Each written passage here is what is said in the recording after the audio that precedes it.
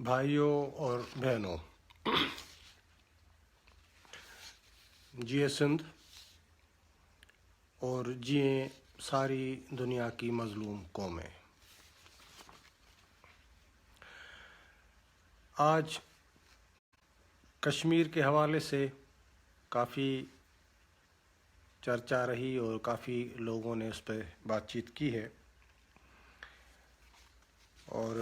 میں سمجھتا ہوں کہ ہمیں کشمیر کے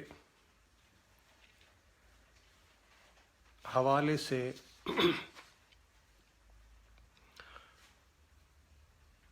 تھوڑی بات چیت کرنی پڑے گی، کیونکہ ہم جس خطے میں رہتے ہیں اس خطے کے یعنی ہم ایک ساؤتھ ایشیا کے جس ریجن میں رہتے ہیں، ہماری تحریکیں، ہماری سیاسی جدوجہد اور ہمارا جو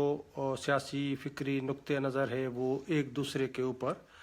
اثر انداز ہوتا ہے۔ ہماری سیاسی جدوجہد یعنی اگر سندھ کی سیاسی جدوجہد ہے تو وہ بلوچوں کے اوپر اثر کرتی ہے، بلوچوں کی پشتونوں کے حوالے سے، پشتون کشمیری ہم جو ایک اکٹھے ریجن میں رہنے والے جو لوگ ہیں، اس حوالے سے میں سمجھتا ہوں کہ کشمیر کی جو جدوجہد ہے یا کشمیر کا جو نام ہے، کشمیر کی جو اسٹرگل ہے، جس طرح اس کو یعنی ابھارا جا رہا ہے اور جس طرح یہ ہمیں نظر آ رہی ہے، اس کے اثرات مختلف دوسری تحریکوں اور جدوجہدوں پر جو پڑنا ایک لازم سا امر ہے۔ میں دو تین گزارشیں یہ کروں گا، اور خاص طور پر وہ جو کشمیر کے نوجوان ہیں، کشمیر کے جتنے بھی سیاسی لوگ ہیں، میں ان کو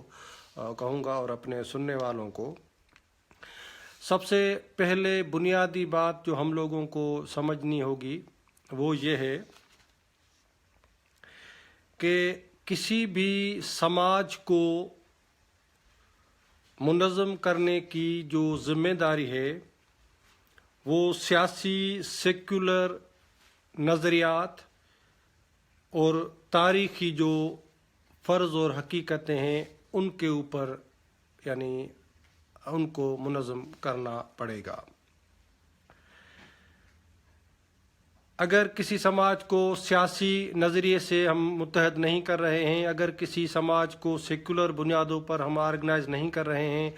اگر کسی سماج کی تاریخی ضرورتوں کے مد نظر ہم اس کو یعنی وطنی اور جو نظریاتی بنیاد ہیں ان کو سمجھنے کے بغیر ہم اگر کسی سماج کو اگر اس کے ساتھ اگر ہم ہاتھ چراند کرتے ہیں تو میں سمجھتا ہوں کہ اس کے نتائج جو ہیں وہ مثبت آنے کے بجائے منفی آئیں گے۔ میں ایک چیز آپ لوگوں کو بتاؤں گا کہ ہمارے قومی رہبر سائیں جی ایم سید غالباً 1955 کو جنیوا میں کسی کانفرنس میں انہوں نے خطاب کیا تھا، اور سائیں جی ایم سید نے 1955 ابھی آپ یہ سال یاد رکھیں 1955 کا زمانہ ہے، سائیں جی ایم سید نے جنیوا کسی کانفرنس میں خطاب کے دوران کہا تھا، اب پورے جتنے بھی مغربی ممالک ہیں، امریکہ سمیت جتنے بھی یورپ وغیرہ، ان کو کہا تھا، تنبیہ کی تھی، خبردار کیا سائیں جی ایم سید نے کہ مذہبی رجحانات خاص کر جو اسلامی آپ جن تحریکوں اور سیاسی نظریات کو سپورٹ کر رہے ہو، یہ کل کو شدید قسم کی انتہا پسندی میں تبدیل ہوں گے، اور یہ جو انتہا پسندی مذہبی اور دہشت گردی ہوگی یہ پوری دنیا کے قوموں کے بچوں کو کھا جائے گی۔ یہ 55 کی بات ہے، اور 55 کے بعد آج اگر ہم جب میں آپ سے مخاطب ہوں تو پوری دنیا کے سارے ممالک جتنے بھی ہیں، یورپ ہو، امریکہ ہو یا ہماری region who, Arab countries who, ہم سب سے بڑی جس مصیبت کا شکار ہیں، جتنی بھی قومیں اور انسان، جتنی بڑی مصیبت جس کا ہم شکار ہیں وہ مذہبی انتہا پسندی اور دہشت گردی ہے۔ یعنی اگر سیاست کو کمزور کر کے قوموں کے تاریخی پس منظر کو کمزور کر کے مذہب کے نام پر کسی بھی سماج کو منظم کر کے اگر مذہبی رجحانات اس میں اندر ڈالے جائیں گے تو میرے بھائیوں، میری بہنوں، خاص کر کشمیر کے جو نوجوان ہیں، میں ان سے مخاطب ہوں کہ اپنے قومی سماج کو سیاسی اور سیکولر بنیادوں سے ہٹا کر اگر آپ کا کوئی لیڈر، آپ کا کوئی رہنما اس کو مذہب کا رنگ دے کر اگر منظم کر رہا ہے تو مذہب یا تو انتہا پسندی کی طرف لے جاتے ہیں یا دہشت گردی کی طرف۔ مذہب سے قومیں نہ بنتی ہیں نہ قومیں آزادی حاصل کرتی ہیں۔ اسی لیے آج میں سمجھتا ہوں کہ 3 میں آپ لوگوں کو مثال دوں گا۔ دنیا کے اندر کشمیر، چیچنیا اور فلسطین کی ایک سیکولر تحریک جو سیکولر لوگ چلا رہے تھے اس کو اوورٹیک کیا گیا مذہبی لوگوں کی طرف سے۔ کشمیر کی قومی جدوجہد کو مذہب کے اس میں دھکیلا گیا۔ چیچنیا کی جو قومی تحریک تھی اس کو بھی مذہب کے نام پر مذہبی لوگوں کو ان کے آگے کر کے، یہ تینوں تحریکیں جن کو مذہب نے سمیٹا ہے، اس مذہب کی وجہ سے ان کی قومی جو شناخت ہے، قومی جو اچیومنٹ ہے، قومی جو حاصلات ہے وہ بالکل ختم ہو چکی ہے اور ختم ہو جائے گی۔ کیونکہ ہمیں خصوصاً اس ریجن کے ہم جتنے لوگ ہیں ہمیں اس پر سمجھنا ہوگا کہ ہمارے خطے میں مذہب کا جو استعمال تھا، جس کو بڑے پیمانے پر یعنی انگریزوں نے بر صغیر کو جب چھوڑا، اس وقت انگریزوں نے اپنے دلالوں کے معرفت، یعنی میں نام لوں اگر جناح کا، تو جناح انگریزوں کا دلال تھا، پٹھو تھا۔ جناح کو استعمال کر کے انگریزوں نے پورے بر صغیر میں مذہبی نفرت، مذہبی فساد، مذہبی تفریق، مذہبی جو ایک دوسرے یعنی بھائی کو بھائی سے لڑانے کی جو غیر فطری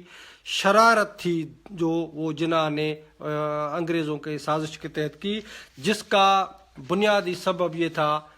کہ انگریزوں کو بھارت اور ہندوستان یا انڈیا جو بھی آپ کہیں اس کو ڈیوائیڈ کرنا تھا۔ انگریز جا رہے تھے اور سب سے بڑا ان کو یہ بھی خطرہ تھا کہ انگریزوں نے سوچا اگر ہم چلے جاتے ہیں اور ہندوستان پورا اگر سوویت یونین کے سوشلزم کے لپیٹ میں آ جاتا ہے تو کل ہندوستان جو ہے وہ ہمارے کسی پولیٹیکل کام ہی نہیں آئے گا۔ اسی لیے اس کو سوشلزم کو روکنا تھا اور پاکستان کو انہوں نے بنا کر ایک طرف جو ہے وہ بر صغیر کو توڑا، جو قوت تھی بر صغیر کی پولیٹیکل اس کو کمزور کیا، دوسری طرف ایک نفرت کا، ہندو اور مسلم نفرت کا ایک ایسا خطرناک بیج اس زمین پر بو کے چلے گئے جو آج بھی ہمیں یعنی اس نفرت کی جو نتائج ہیں وہ نظر آ رہے ہیں۔ اس حوالے سے دوسری بات میں جو کہوں گا کہ اگر کوئی بھی یعنی ایسے نہیں کہ کشمیر کے اس میں کوئی سیکولر، میں سمجھتا ہوں کہ کشمیر کے لیڈرشپ کے حوالے سے میں جس شخصیت کو جانتا ہوں، میں جس لیڈر کو جانتا ہوں، یا جو فرزندان کشمیر جس کو اگر میں کہتا ہوں، سائیں شوکت کاشمیری صاحب ہیں، جو سیکولر بھی ہیں اور سیاسی بھی ہیں، یعنی جو کشمیری قوم کے مذہبی نقطہ نظر کے حساب سے اس کا وہ نہیں ہے، لیکن وہ ایک سیکولر اور سیاسی، لیکن باقی جتنی بھی وہاں پر تحریکیں چل رہی ہیں کشمیر کے اندر، میں آپ لوگوں سے گزارش کرتا ہوں کہ آپ اپنے ذہن کو، دماغ کو کھولو، اور سب سے بنیادی چیز جو ہے وہ آپ لوگوں کو سمجھنی چاہیے، کشمیریوں کو، کشمیری نوجوانوں کو، کہ یہ کون سی تحریک ہے، کشمیر کی یہ کون سی جدوجہد ہے جو کشمیریوں سے زیادہ پاکستان کی فوج، ISI اور پاکستان کے بنیاد پرست دہشت گرد حافظ سعید کو جس کی زیادہ ضرورت ہے۔ یعنی کشمیر کے اس پورے معاملے کو پاکستان کی آرمی اپنے ہاتھ میں اٹھائے ہوئے ہے، پاکستان کی ISI جو ہے اس کو اس کی زیادہ فکر ہے۔ حافظ سعید جو ایک انٹرنیشنل دہشت گرد ہے، وہ جب کہتا ہے کہ ہاں کشمیر کی جدوجہد ہم کریں گے، فوج جب پنجاب کی کہتی ہے کہ کشمیر کی جدوجہد کے ہم رکھوالے ہیں، ISI جب کہتی ہے، ایک دہشت گرد شفاق ادارہ ایجنسی ISI وہ جب کہتی ہے کہ کشمیر کی جدوجہد کے مالک اور وارث اور سپورٹر ہم ہیں، اس کا مطلب ہے اس سے بڑا دھوکہ، فریب، جال سازی اور جو جھوٹ جو ہے اور کوئی نہیں ہو سکتا، کیونکہ قومیں جدوجہدیں تحریکیں اپنے ہاتھ میں رکھتی ہیں۔ یہ کون سی جدوجہد ہے؟ جس جدوجہد کے لیے میں تاریخ کا شاگرد ہوں، اسٹوڈنٹ ہوں، مجھے پتا ہے کہ جنرل ایوب کے زمانے میں جب ایوب نے مارشل لا لگایا تھا، یہ 58 to 65 کے درمیان کی جو باتیں، اس پورے عرصے میں 60,000 سے زیادہ مجاہدین کے نام پر سول اور ملٹری کو سول کپڑے پہنا کر کشمیر کے اندر، بھارت کے کشمیر کے اندر بھیجا گیا کہ وہاں جا کر آپ جہاد کرو۔ جہاد قومی تحریک نہیں ہوتا، مذہبی دہشت گردی قوموں کی تحریک نہیں ہوتی۔ اسلام کے نام پر کی گئی کوئی بھی جو سازش ہے، کوئی بھی جو حرکت ہے، کوئی بھی خون ریزی جو ہے، وہ قومی جدوجہد نہیں ہوتی۔ اس لیے آپ لوگوں کو یہ سمجھنا ہوگا کہ ہم جس خطے میں رہ رہے ہیں، اور دوسری مزے والی بات کہ جب آپ کہتے ہو کہ کشمیر بنے گا پاکستان، اس کا مطلب یہ ہے کہ آپ اپنے کشمیری آئیڈینٹی اور کشمیری پہچان سے دستبردار ہوتے ہو، کیونکہ پاکستان کے اندر پاکستان ایک جبری الحاق ہے میرے بھائیوں، دھوکہ ہے۔ پاکستان پنجابی بندوق اور اسلامی یعنی دو قومی نظریے کا جو نفسیاتی ہتھیار ہے، اس کو استعمال کر کے میری قوم کی، سندھی قوم کی پہچان کو پاکستان کے اندر ختم کیا گیا ہے۔ بلوچوں کی پہچان نہیں ہے، پشتونوں کی پہچان نہیں ہے، تو آپ کشمیری کیسے کہہ رہے ہو کہ کشمیر بنے گا پاکستان؟ اس کا مطلب یہ ہوا کہ کشمیریوں کی جدوجہد ایک تو پاکستان کی فوج کی شہ پر ہے، دوسرا اگر آپ کہتے ہو کہ کشمیر بنے گا پاکستان، اس کا مطلب یہ ہوا کہ پاکستان کی جو سامراجیت ہے،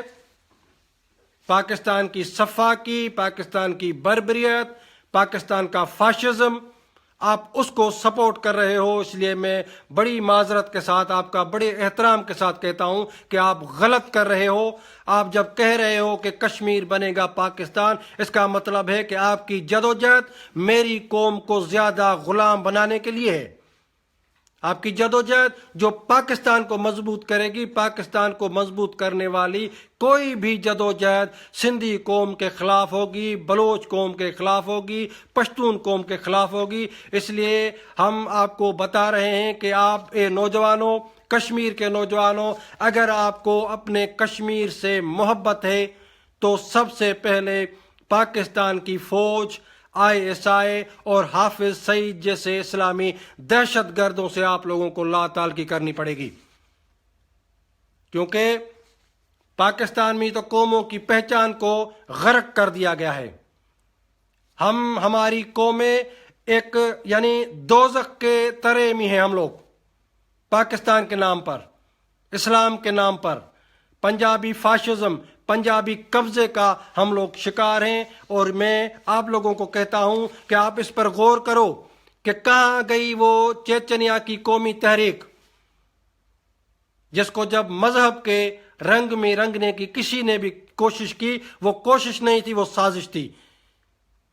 چیچنیا قومی طور پر اپنے آپ کو، اپنے کیس کو ہرا چکی ہے، ختم کر چکی ہے، کیونکہ اس کے قومی جدوجہد کو مذہب کے نام پہ، اسلام کے نام پر جو ہے وہ شروع کیا گیا۔ فلسطینیوں کا پورا کیس ختم ہو گیا ہے، کیونکہ فلسطینی قومی جدوجہد جب اسلامی بنی تو آج آپ دیکھ رہے ہو کہ فلسطینیوں کا کیا حشر ہے۔ جن فلسطینیوں کو 68 67 میں اپنی سرزمین کا 80% ٹیریٹری جو ملنے والی تھی وہ جب مذہبی رنگ میں اس کو دہشت گردی میں جو اس کو ڈبویا گیا، نتیجے میں آج کشمیر کا پورا فلسطین کا کیس ختم ہو چکا ہے۔ اور اسی طرح کشمیر کی جو سیاسی جدوجہد ہے اس کو پاکستان کی فوج،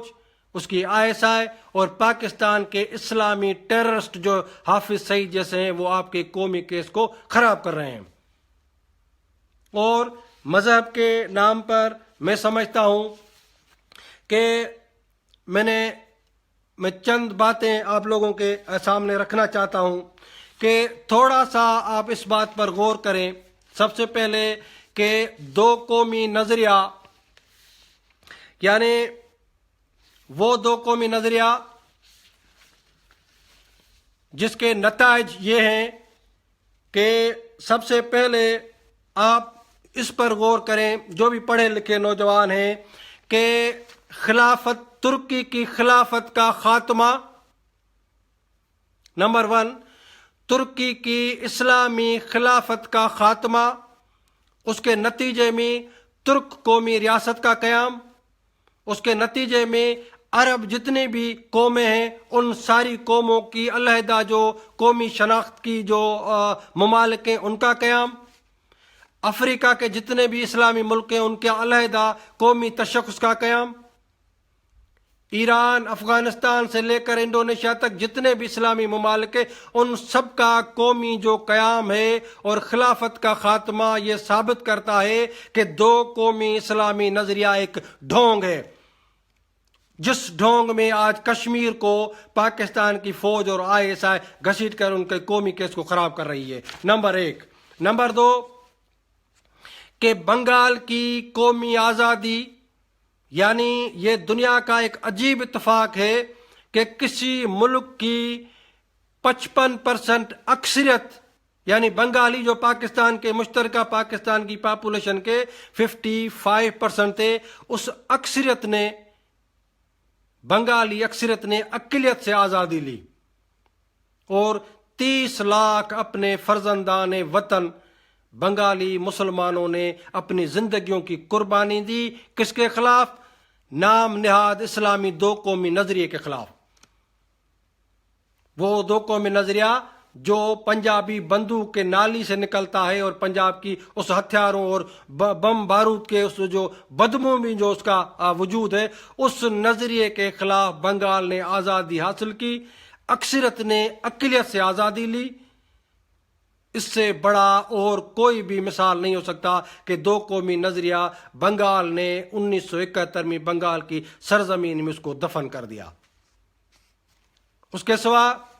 جب پاکستان بنتا ہے، یہ بات آپ غور سے سنیں کہ پاکستان کا قیام اس وقت جو سادہ لوگ تھے ان کو یہ ذہن میں ڈالا گیا کہ ہم مسلمان الگ قوم ہیں، چلو ٹھیک ہے مان لیا، مگر پاکستان بنتا ہے، پاکستان کے دائرے میں جتنے مسلمان آتے ہیں اس سے کہیں زیادہ مسلمان ہندوستان میں اندر رہتے ہیں، یعنی برے صغیر کے ہندوستان کے مسلمانوں نے ہجرت نہیں کی۔ چند لوگ تھے جو اس وقت جو ہجرت کر کے کراچی میں آئے تھے اور چند لوگ جو بنگلہ دیش چلے گئے، باقی پاکستان کی ٹوٹل پاپولیشن سے زیادہ مسلمانوں نے پاکستان بننے جو اس کی ٹیریٹری تھی، جغرافی تھی، وہاں ہجرت نہ کرنے کا فیصلہ کر کے سب سے پہلے انہوں نے اس دو قومی نظریے کو ٹھکرا دیا۔ اگر مسلمان الگ قوم ہوتے تو ہندوستان میں ایک مسلمان بھی نہیں رہتا، کشمیر کو چھوڑیں۔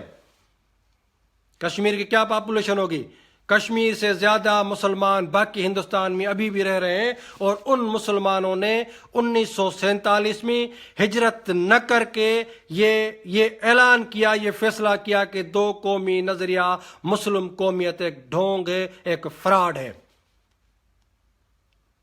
اس لیے میں آپ لوگوں سے گزارش کروں گا کہ آپ اس پر ضرور غور کریں کہ جس تحریک کے پیچھے پنجاب کی فوج کا ہاتھ ہو،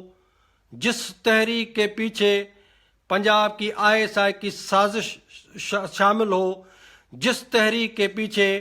حافظ سعید جیسے بنیاد پرست دہشت گرد جو ٹیررسٹ ہیں ان کی اگر سپورٹ ہو، وہ تحریکیں سیاسی سیکولر ہو ہی نہیں سکتی اور ان کا کوئی نتیجہ نہیں نکلے گا، کیونکہ ہم پہلے سے ہی مصیبت میں پڑے ہوئے ہیں۔ پاکستان کی مصیبت، پاکستان کے دو قومی مسلم قومیت کی مصیبت، پنجاب کی بندوق سفاکیت کی مصیبت، ہمارا وجود یعنی آج میں سندھی، میرے سیاسی اختیارات میرے پاس نہیں ہیں، یعنی میری قوم اپنے سیاسی اختیارات سے محروم ہے، میری قوم سندھی اپنے معاشی اختیارات سے محروم ہے، میری قوم کی تاریخ کو پنجاب نے، پاکستان نے مسخ شدہ لاش بنا دیا ہے، ہماری تاریخ کے ساتھ ریپ کیا ہے پاکستان نے اور پنجاب نے۔ میری جو قومی پہچان ہے، میرا جو قومی وطن ہے،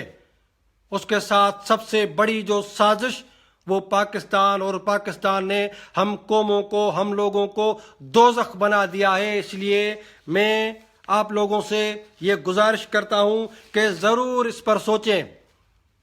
کشمیر کے نوجوان، کشمیر کے انٹلیکچوئلز، کشمیر کے دانشور، کشمیر کے صحافی، میں آپ لوگوں سے کہہ رہا ہوں کہ آپ خدا را اس پر غور کریں کہ پاکستان جو ایک جبری الحاق ہے، اور دوسری بات شکایتیں کرتے ہیں، میں بھی میڈیا کو دیکھتا رہتا ہوں، لوگ کہتے ہیں، کچھ کشمیر کے صحافی کہتے ہیں کہ بھائی 7 لاکھ جو کشمیری انڈیا کی فوج کشمیر میں ہے۔ پاکستان یہ پروپیگنڈا کرتا رہتا ہے کہ انڈیا کے اتنے 7 لاکھ فوجی جو ہیں وہ کشمیر میں ہیں، لیکن میں صرف ایک سوال کرتا ہوں، بالکل چھوٹا سا سوال ہے کہ 7 لاکھ انڈیا کی فوج کشمیر میں ہے، اس کا میں ریزن بھی بتاتا ہوں، لیکن آپ یہ اندازہ کرو کہ پنجاب کی پاکستان کی فوج نے 3 مہینے کے اندر اپنے ہی پاکستان کے قبضے والے اس بنگال میں جو آج بنگلہ دیش ہے، 3 مہینے کے اندر پاکستانی پنجابی سفاک فاشسٹ فوج نے ان کے 30 لاکھ بنگالیوں کو شہید کر دیا تھا،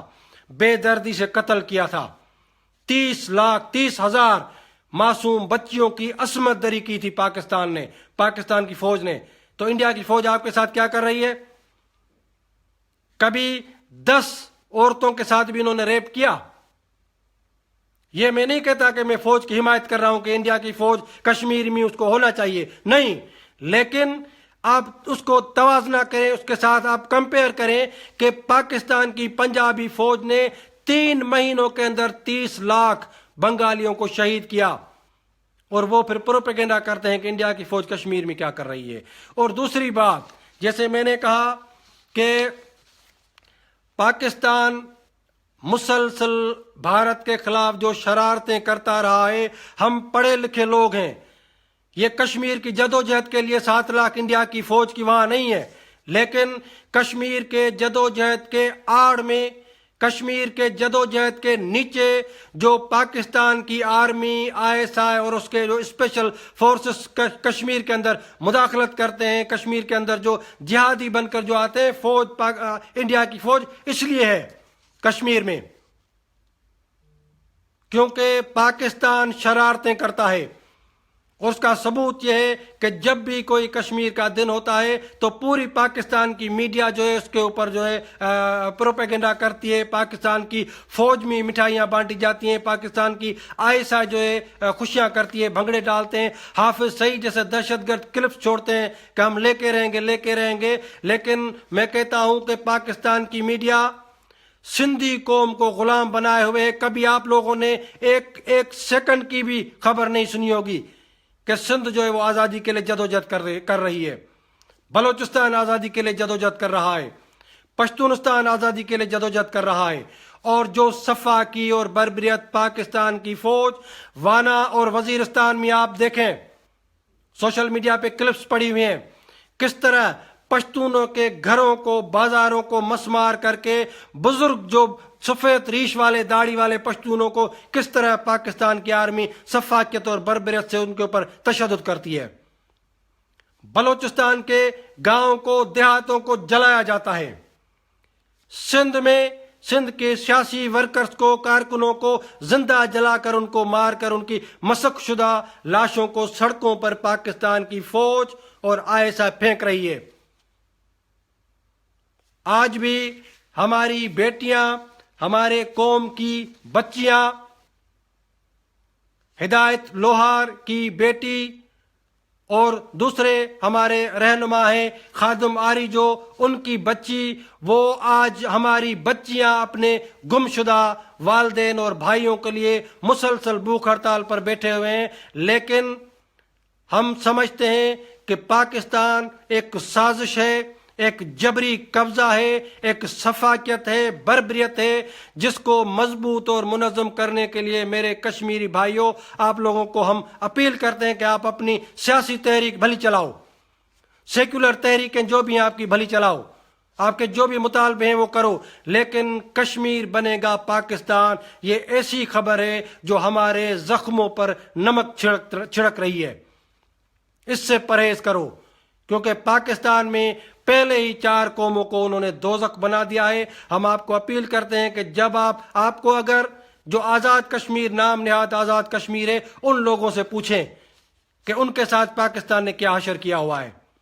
سو میری یہ مختصر گزارش ہے۔ میں پھر جو ہے آخر میں یہ کہوں گا کہ کسی بھی سماج کو